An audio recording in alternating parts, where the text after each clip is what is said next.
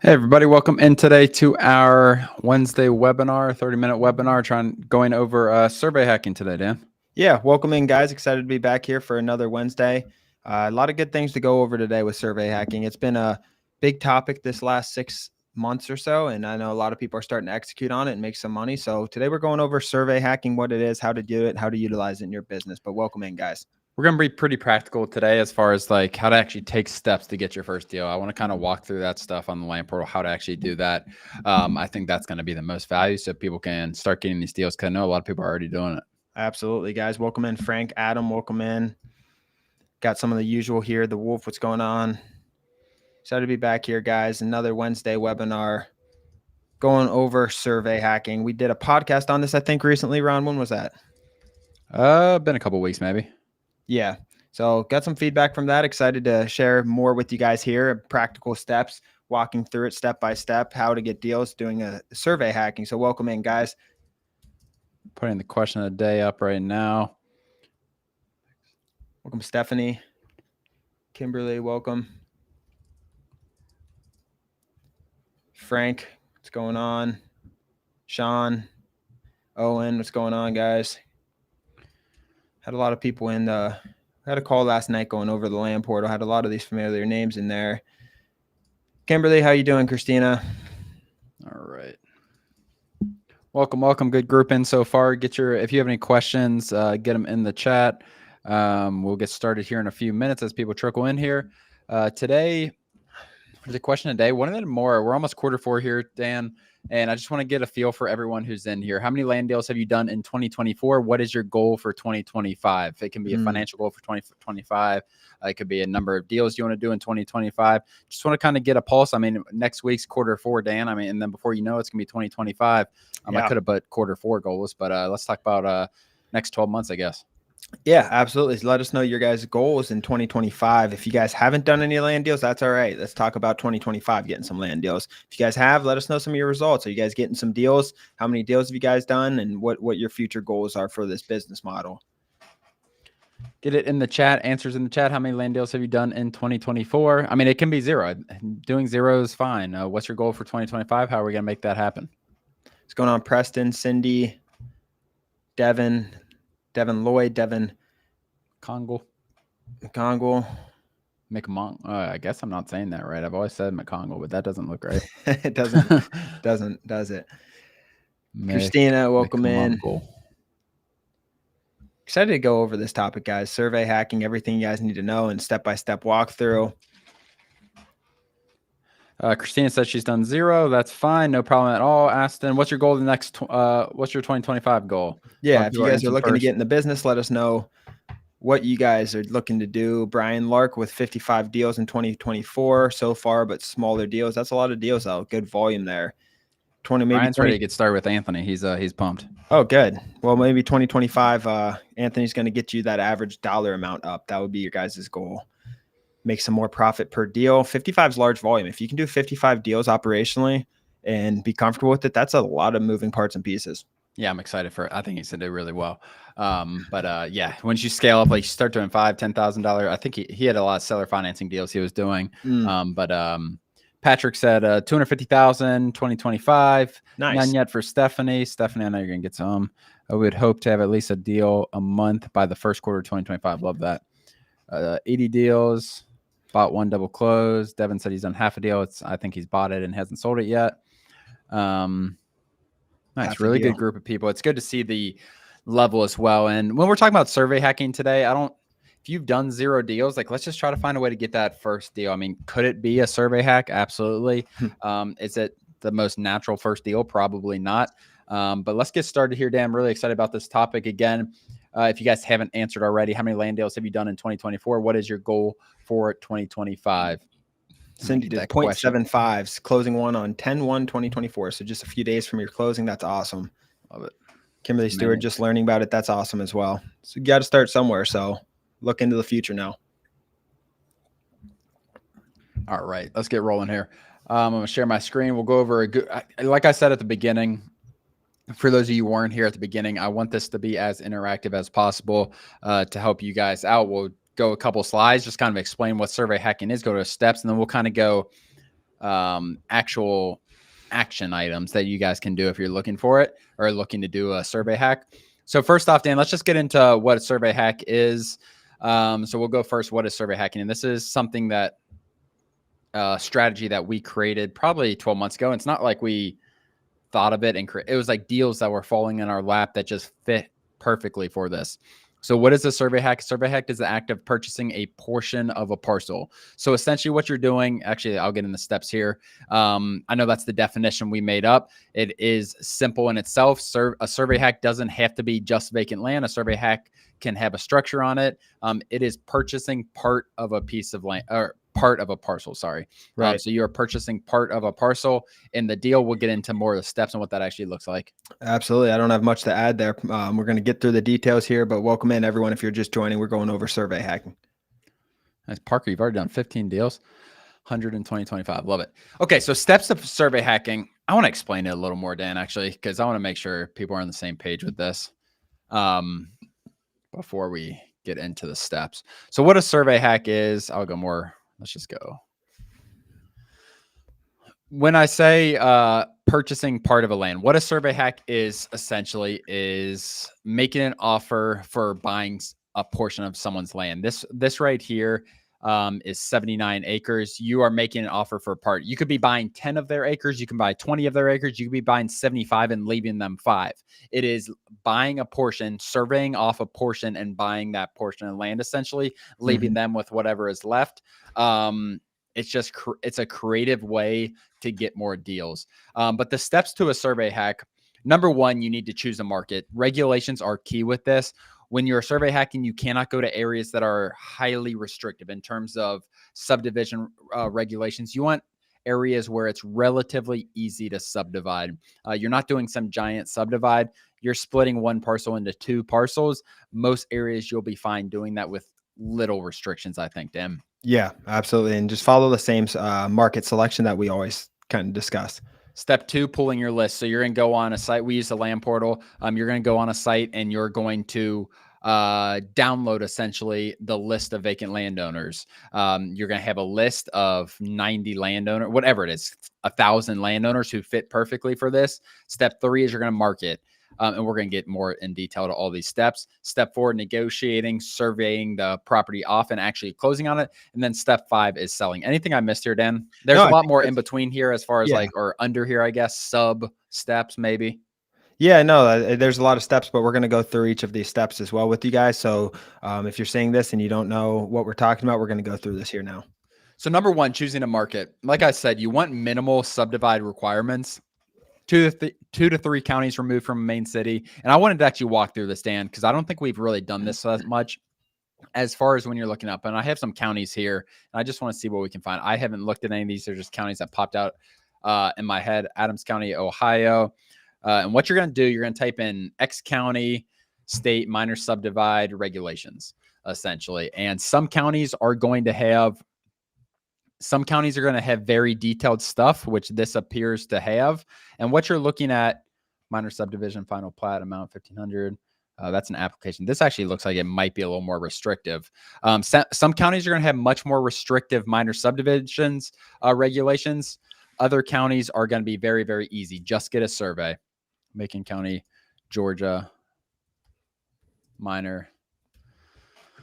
What you're looking for. Okay, so here's one. This is just AI doing it, but I'm going to use this as for what it is. Subdivision. Any any subdivision containing not more than 5 lots on an existing street, not involving any new streets or road, or the extension of county facilities, or the creation of any public improvement, and not in conflict. So essentially, this first property that we had here, this is in Macon County, Georgia, but we'll go to Macon County, Georgia here in a minute.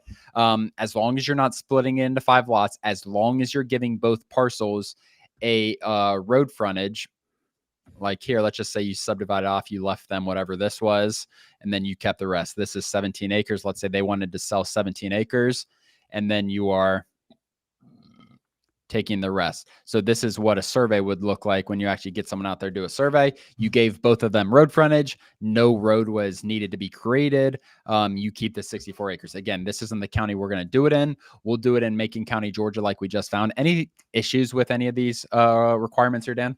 No, so what Ron's saying, just going back over that, because you kind of talked about what it was before. So anyone who doesn't know still what we're talking about, if you pull back up the land portal, that one piece of parcel, that one first subdivide parcel he had, just maybe so essentially you're marketing to this whole property to buy part of their land. Maybe they want to sell, what is that, 7.61 acres.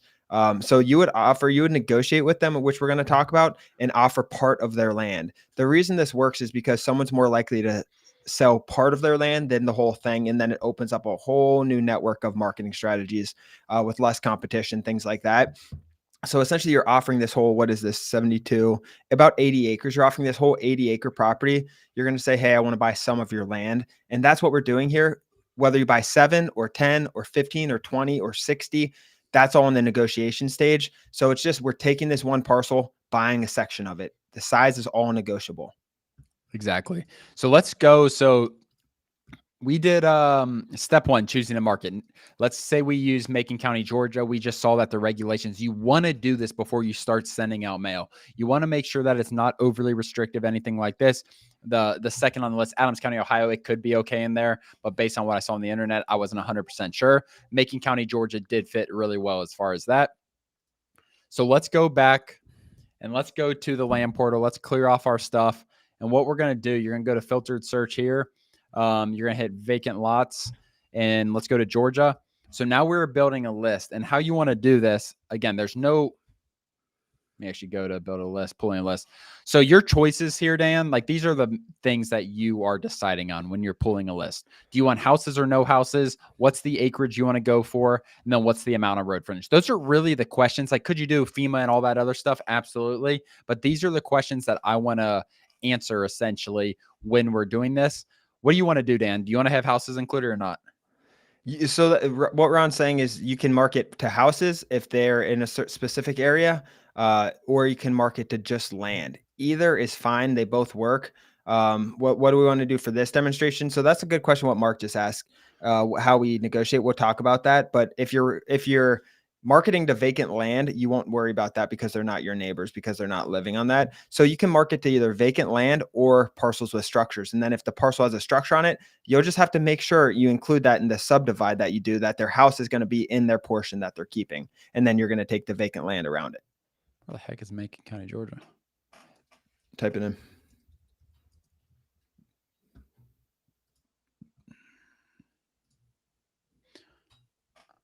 All right, so this is Macon County, Georgia here. So yeah, our choices, like I said, acreage.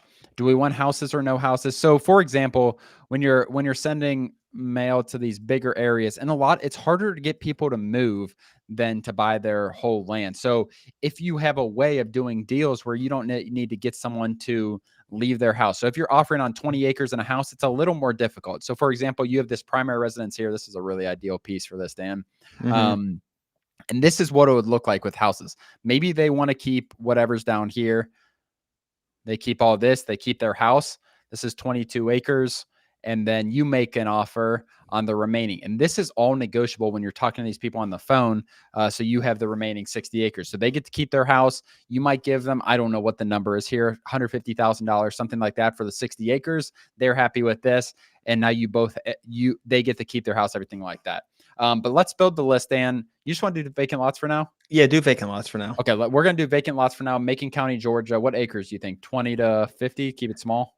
Yeah, 20. Yeah, that works. 20 to 50. Let's do 20 to 50. Out of county, out of state. I'm not going to do anything with that. Last sale date, I'm not going to do anything with that. Road frontage. You are going to need, and when we look through those subdivide regulations, it just said both parcels need road frontage. I don't think you need anything crazy. I think 500 is going to be enough. What do you think, less than? I was thinking less, but I think 500, let's see the results you get. That's going to be, I mean, if you can get 500 feet of road frontage on minimum 500 feet of road frontage, that's going to make a really, really nice parcel list. And let's just go wetlands. So we're going to let's just go 0 to like 60 wetlands. So basically we don't want over 60% of the land in wetlands. Let's hit apply, see what we have here. So probably going to guess. Okay. That's a good amount. I'm gonna check these. I bet these have houses.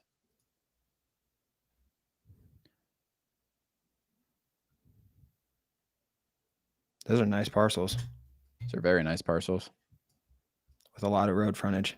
Yeah, that's a good list. This is a really solid list. Wow. Okay. So now we have a list of 1,600. Like, can you make this list smaller? Absolutely. So we have a list of 1,600. Is there anything we want to do with this list, Dan, to condense it or anything like that? I saw some parcels on there that are very, very, very ideal for this. It depends how you guys are targeting and what you guys are doing. Let's see.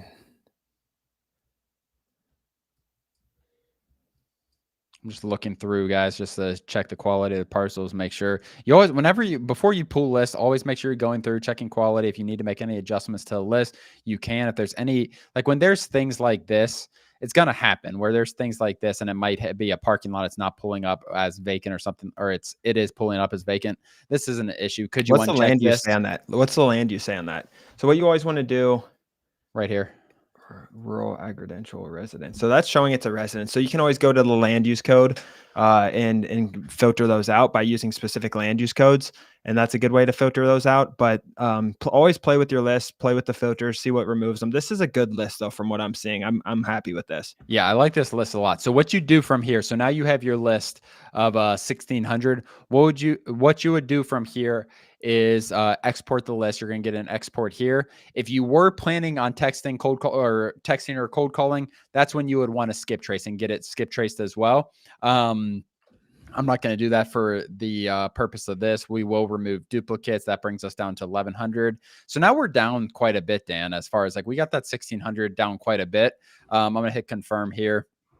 I'll shoot to my orders. But the next thing to go from here, so we have our list, Dan, and let's talk a little bit about marketing. So now you have a list of 1,000 plus people with perfect land, essentially. No houses on here, or no houses that we were targeting for survey hacks. Like, what is our strategy? What should the strategy be when you're trying to do survey hacks as far as types of marketing? Or what are your thoughts? I like to hit them in all kinds of fashions, to be honest. I like direct mail to them.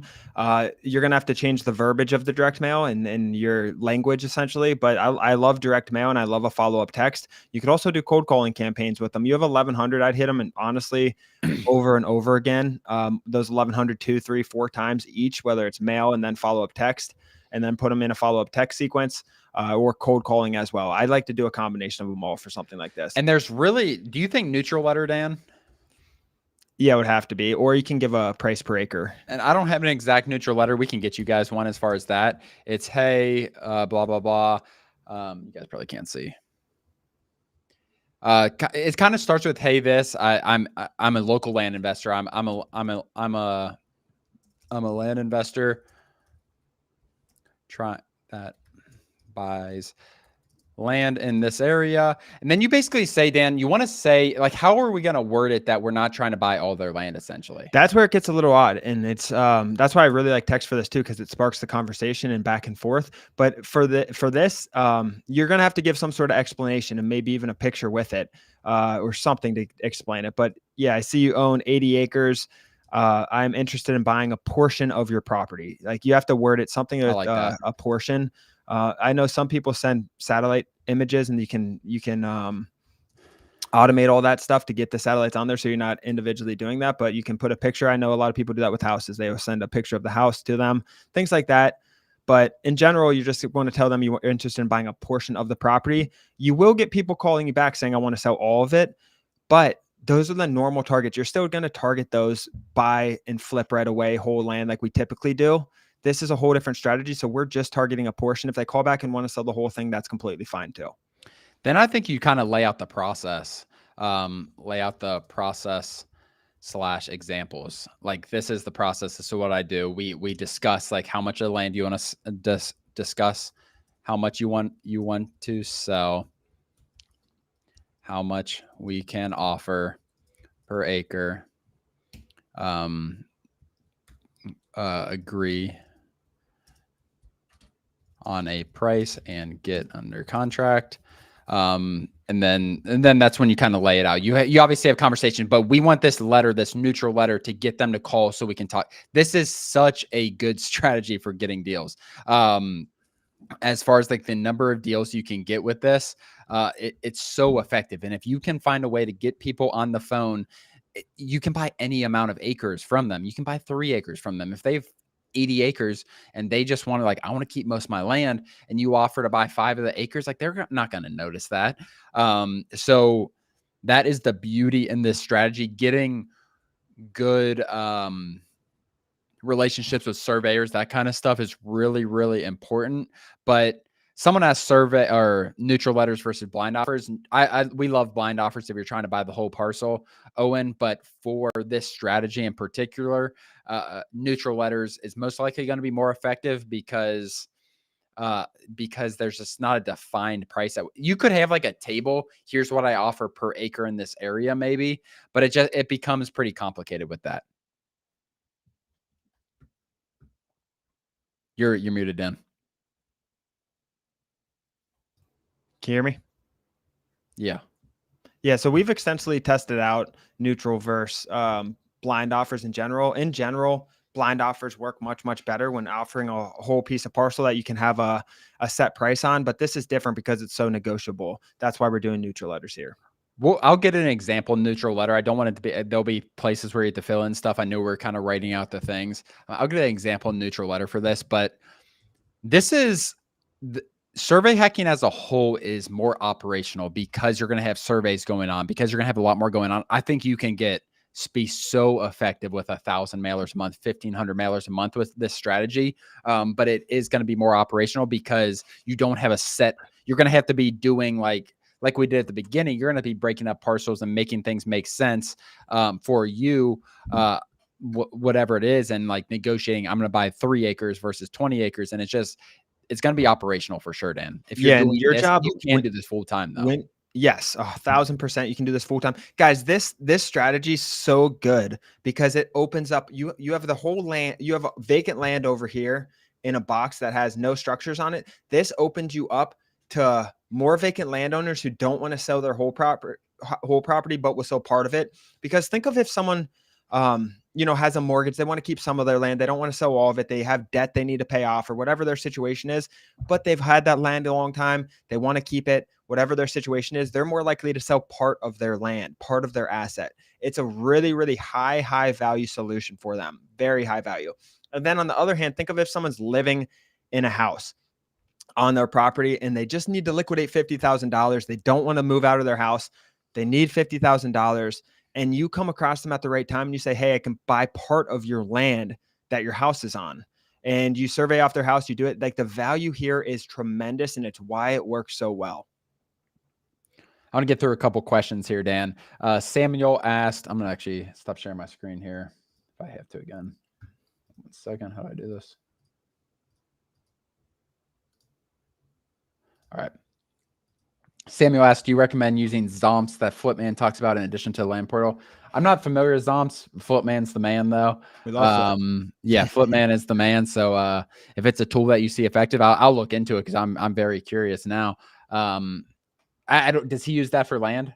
He uses it for just it's a Zillow tool to get all the comps and I think scrape certain comps and things like that. I'll take a look at that though. Yeah, appreciate you bringing that to us, Samuel. Sean Underwood asked, for market selection, you normally just Google and read up on the regulations instead of calling each county.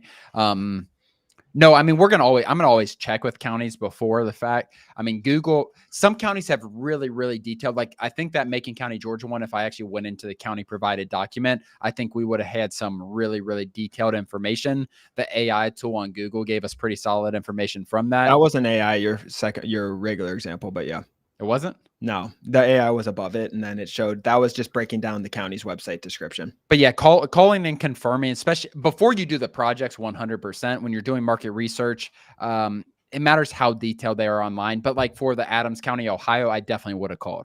100%. And that there's a free 14-day pass. If you guys are looking to survey hack, in the description, there's a free 14-day trial for the landportal.com to get your guys leads. It's a good way to build like an effective list. Like you guys can build like, is it money to export? Yeah, but as far as like building effective lists, like you can make so much money on this. Oh, I just had the same question. Mark asked during your negotiation, assuming most that live on the land would want to know your intentions. What do you tell them? That's You if do with they the were land? selling. If we're marketing to houses, with land, essentially is what Mark asking. How do we talk to them and discuss what our future plans are?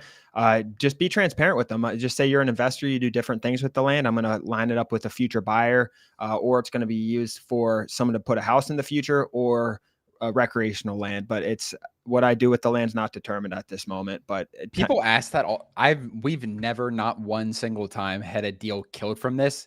But when deals are that's high killed intent. huh? That's a high intent question. 100%. But it has never, if you're just honest and transparent and that kind of stuff, it's not the same thing every time. And that is the honest answer. Sometimes we flip it to end buyers. Sometimes we subdivided it more, whatever the answer is, but you want to be honest. Are they getting pissed off later on when you see flipping the portion that was surveyed off for way more money? We did work to get to that point, as far as like, it's not like you're getting a survey, you're doing a lot of stuff that they probably couldn't have done without quite a bit of help and time. We're providing Same thing a with service. flipping. It's no different than service. when we flip a standard piece of property. There's no difference between this and that. Like, do they get pissed ever if they're neighbors? We do that all the time when they're even neighbors. No, they don't get pissed because you got them their money on time. They agreed upon it. Most of the time, they don't even see it. And if they do, they're like, oh, I got my money on time. We send out reviews, and we've done this a lot in the past to people who we've bought and land from, and just to get their experience, feedback, things like that. And no one has ever said, I'm so pissed at you guys. You bought my property and sold it for more, ever. Because you fulfilled what you promised them fast. You're responsive, and you did them, you provided a tremendous amount of value.